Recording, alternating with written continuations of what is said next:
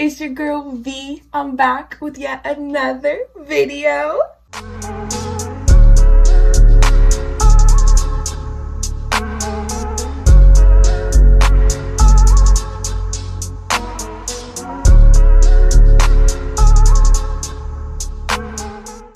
And before we get into today's topic, I wanted to just shout out that I made it to 1,000 subscribers. Well, I passed 1,000, but my goal was to get to 1,000 before the new year. And I did that, so thank you to everyone who is subscribed to me. I love you all. I'll put all my links that you can connect with me on here. And also you can follow me on Patreon if you'd like to get some more of this exclusive content that I am providing for you all. But now, let's get to it. Okay, so today we are going to be talking about moon magic. Now, I don't have anything else better to call it than moon magic because that's honestly what it is. And if you are turned off or scared of magic, this video is sadly not for you. But I'm just kidding. But if you want to watch and learn how to manifest and release and just take advantage of the cycles of the moon, please continue to watch. So first, I'm going to give a little bit of a background of why the moon is important for our life, okay? So this is going to be a touch of a little bit of astrology too. I could get more into this, but I'm not going to. So the moon is important because on Earth, it rules all of our emotions. So you know how the moon is always changing phases? What's most important to know is that a new moon and full moons are culminations of energy. So if you look at the moon or what sign the moon is in, let's say that there is a full moon in Sagittarius, okay? So anything that has to do with Sagittarius is going to be highlighted for this.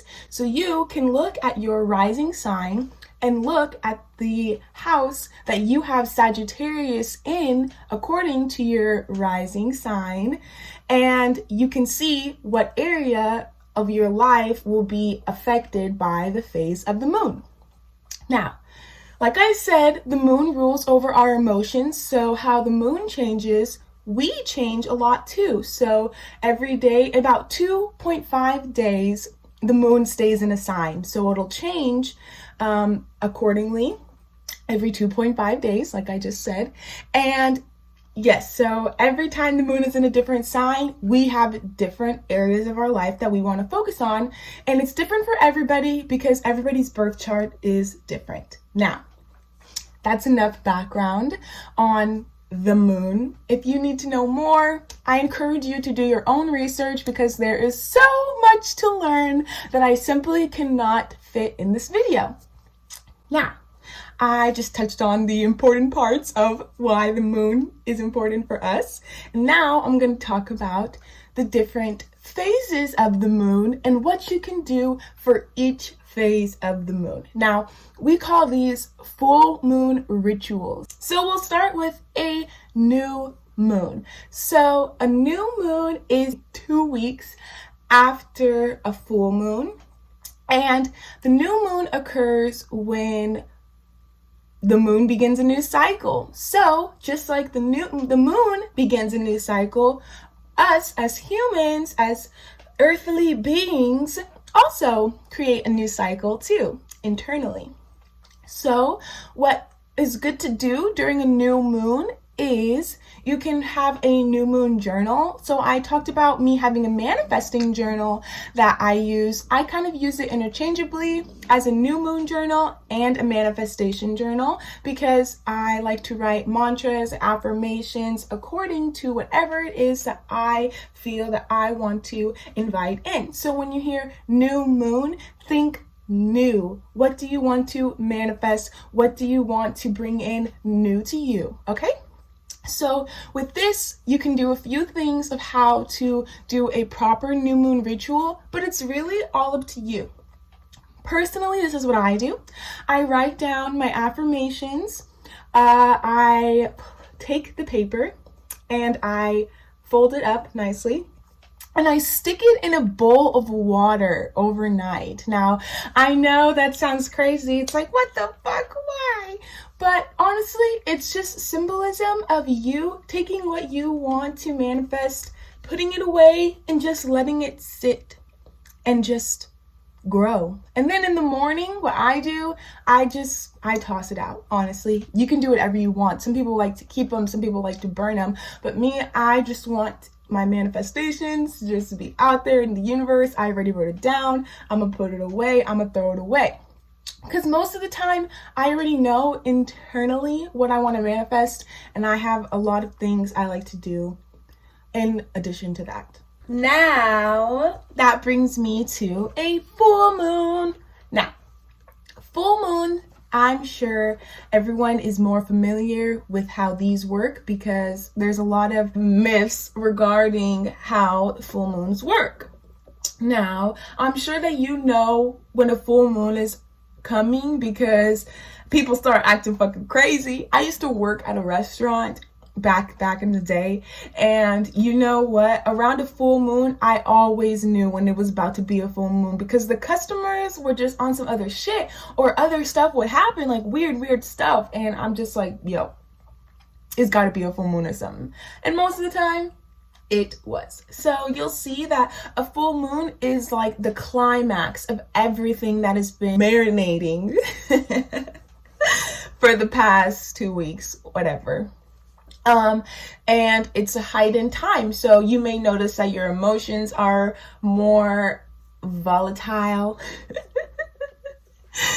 You may notice that your emotions are heightened. I noticed that during the full moon, I can intuitively tell when there is a full moon approaching because I get really tired. I sleep a lot. Like the couple days before the full moon and the day of, I just need my rest. I don't have that much energy and I just need to recharge. So full moons are really good for releasing anything that is built up, boiled up for the past 2 weeks. You'll want to write those releasing ritual, manifestation mantras, affirmations, whatever you want to call it. You'll write those down in a journal. Now you can have a full moon and a new moon journal. I wouldn't recommend keeping them together because it's different energies that you're going to be dealing with, and I think it's important because for a full moon ritual, this is how I do a full moon ritual. I will write down different clauses or statements that I want to release. Let's just say it's a full moon in Sagittarius, okay? Sagittarius rules travel, education, philosophy, all that good shit, okay? And so, let's say it's a full moon in Sagittarius. I want to release whatever is holding me back from reaching my full potential in my studies. Because Sagittarius rules education, so you'll want to take advantage of what themes are coming up in the full moon to really, really release whatever it is that is holding you back. And that is also considered shadow work. So if you're trying to figure out how to release any pent-up trauma, a full moon is the way to do it, okay?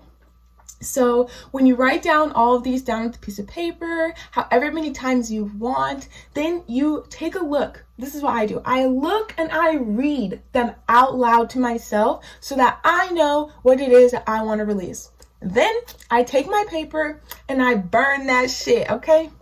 And I always do this outside in a safe place. Some people have burning bowls that are safe to burn in, whatever you want to do. I light mine outside, just let it, I just want that shit burn, man. Oh my extra shit, you gotta let it burn. But yeah, I let it burn. And if it doesn't burn all the way, that means two things. One, you're not ready to release what it is that you wrote. And two, you don't really believe in what you wrote. And so then I would recommend doing it again. So with these things, you can do them 3 days before and 3 days after any phase of the moon. Those energies are still prevalent. Of course, it's going to be the most intensifying if you do it on the actual day, but I honestly do them like a day after or a day two because I always feel a lot of energy during the full moon and I get kind of lazy. I don't feel like doing all this stuff all the time. And yes, so that brings me to what else you can do if you're not comfortable with doing these manifestations, releasing, whatever. There's other things you can take advantage of during the full moon. I will talk about them next. And I'm sure that you have seen a lot of people talk about moon water, or if you're in the spiritual community, you've seen it. If not, I'm going to introduce you to it, okay? So moon water. You can make moon water at a full moon or a new moon. It really depends, but this is what you do. You take a clean jar, a clean container that you can store filtered water. I like to use filtered water because I drink my moon water, but if you're going to use it for other stuff, do whatever you want. So I take my water and I talk to it, okay? When I take the water in the jar, I put in a couple affirmations. I am eloquent and articulate. I am well-spoken. I know how to express myself. Say it to the water. Leave it outside for overnight under the moon. Tomorrow or the next day, pick up your water and you can use it for whatever you want. You could drink it to fill yourself with charged, beautiful power. Or you can clean your crystals with it. You can physically put the moon water in your bath. You can feed your plants with moon water. You can clean with it. You can honestly do whatever you want. It's just more so charged water that will help you in your manifestations, in your daily life, whatever. You could even add essential oils and make yourself a little spray. Just remember to, of course, remember when you made the moon water. So some people will stick a little piece of tape, write down the date and the full moon and sign that it was in, just so you know. And yeah, now, I know I talked about putting it in a bath and charging your crystals, so you can also charge your crystals under a new or full moon. You just leave them out overnight and they're cleansed. Voila, pick them up the next day. Or you can take a moon bath, there's two types. There's a physical moon bath and a literal moon bath. You can sit out underneath the moon and just meditate, honestly. That's a moon bath. Or you can actually take a bath and during the time of a new or full moon. Now, what I like to do, you can use your moon water that you made, or you can put your crystals in the bath with you. So when you put the crystals in the bath, make sure to program them with an intention as well, so you can have that energy with you all up in the bathtub. And last, you can also do a tarot or oracle spread. Now, I have this specific deck that I like to do every time there's a new or full moon, and also different phases of the moon like waxing, crescent, but I'm not going to get into that because it's so much. But I have this Moonology Oracle card deck and I love it. So if you have ever got a reading from me, or if you want to, I always use this card because it has little affirmations and just nice messages on the cards that you can pull during like any phase of the moon and do a special card pull for it. So if you want a tarot reading during a full moon, let me know. Schedule me. I'm gonna put the link down below. And yes, that is all of the ways that I use the moon, the power of the moon, to better my life. So I hope that these tips help you. If you take these tips and you manifest something crazy, or you release something and you notice that after you used my full moon ritual, my new moon ritual, go ahead and leave a comment below and tell me how it happened, what happened, what manifested. Tell me the tea, tell me what's good.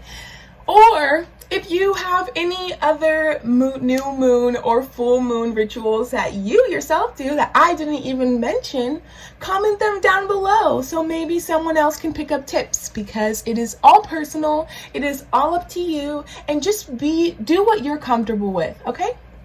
So thank you for watching yet another of my videos, and I will see you all in my next video, which I'm going to be doing a Q&A. So if you have any questions for me within this week, I don't know, also leave those down below, message me, you know where to find me, okay? Thank you for watching. Comment, like, subscribe, share, and turn on post notifications too, because why the fuck not?